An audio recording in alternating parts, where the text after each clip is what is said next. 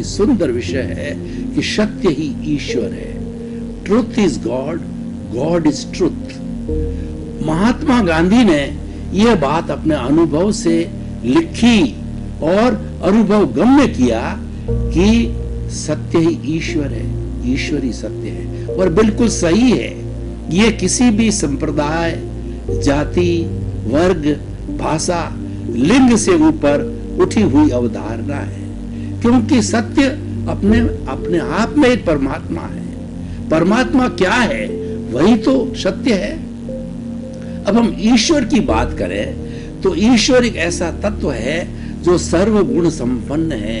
वो दिखाई नहीं देता है, लेकिन वह अनुभव किया जा सकता है। और ईश्वर को एक आदर्श रख करके हम अपने जीवन में अच्छाइयों को धारण करते हैं और बुराइयों को छोड़ते हैं। किसी भी भगवान की मूर्ति के सामने जाकर हम प्रार्थना करते हैं, उससे हमारा चित्त शुद्ध हो जाता है। चित्त शुद्धि होती है क्योंकि हम ऐसे ईश्वर का गुणगान करते हैं, ऐसे ईश्वर के गुणों की याद करते हैं जिसमें कोई अशुद्धि नहीं है। वह 24 कैरेट का सोना है, ताकि हम प्रार्थना करके प्रभु से आशीर्वाद मांगे कि वह शक्ति हमारे को भी मिले।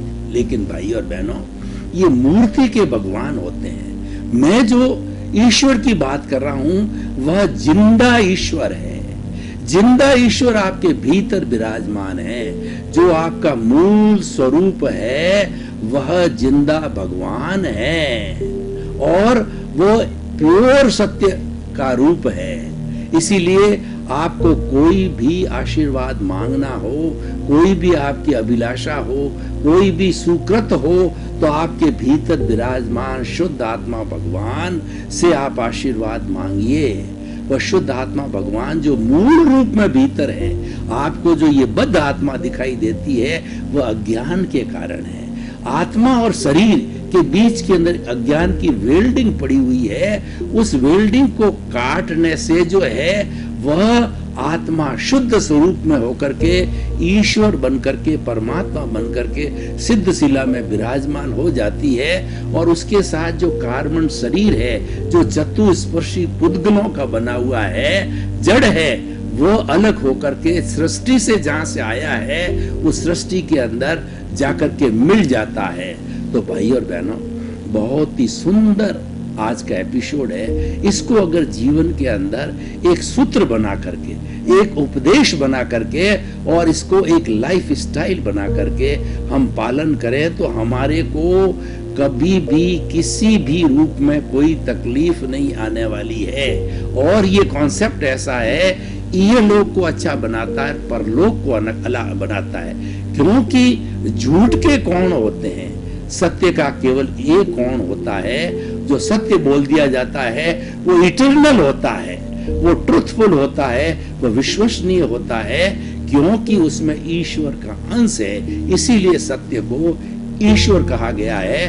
और सत्य ही ईश्वर है, ईश्वर ही सत्य है। Truth is God, God is truth. एक दूसरे के जो है वो जो कहना चाहिए कि सपोर्टिंग है, एक दूसरे के जो है एक सिक्के के दो पहलू है और एक दूसरे को सपोर्ट करते हैं। तो भाई और बहनों, हम जो है ये सत्य ईश्वर है, ईश्वरी सत्य है, इसके ऊपर कुछ प्रायोगिक बातें करना चाहेंगे। कि देखिए कि हम कोई भी कार्य करते हैं और टू एयर इज ह्यूमन। जो मनुष्य जो है गलती का पुतला है, लेकिन उस गलती को स्वीकार करता है तो उसका शुद्धिकरण होता है।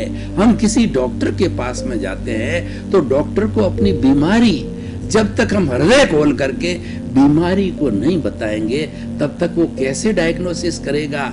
और बिना कारण के और बिना उसकी जांच पड़ताल किए हुए वो किस तरीके से मेडिसिन देगा और किस तरीके से हम ठीक रहेंगे। इसीलिए जैसे कि हम भौतिक रूप से डॉक्टर के सामने जो है वह अपनी बात को जो है सत्य सत्य रूप में रखते हैं तो हम ठीक हो जाते हैं।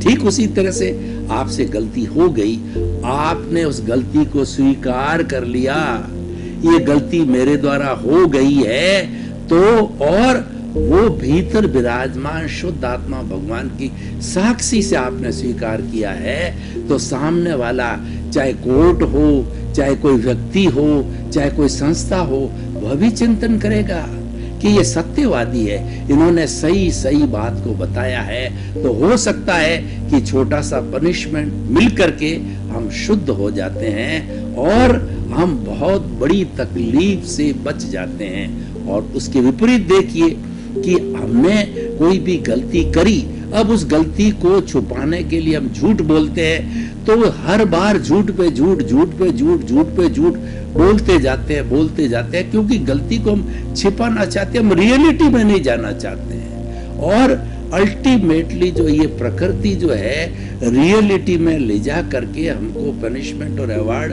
अवश्य ही देती है, चाहे कुछ समय लगे या लग सकता है। तो हम जितने जितने किसी भी चीज को छुपाने की कोशिश करेंगे और झूठ पे झूठ बोलते रहेंगे, तो उससे हमारे को नुकसान क्या होगा। देखिए, सत्य ही ईश्वर है, ईश्वर ही सत्य है, इसको न मानने से नुकसान क्या है। हर बार जब हम झूठ बोलेंगे, हर बार टेंशन में आएंगे, नंबर 1। दूसरा, हमारे भीतर अशांति होगी कि कभी हमारी पोल न खुल जाए। और तीसरी बात है, हमारे कर्मों का बंधन होगा।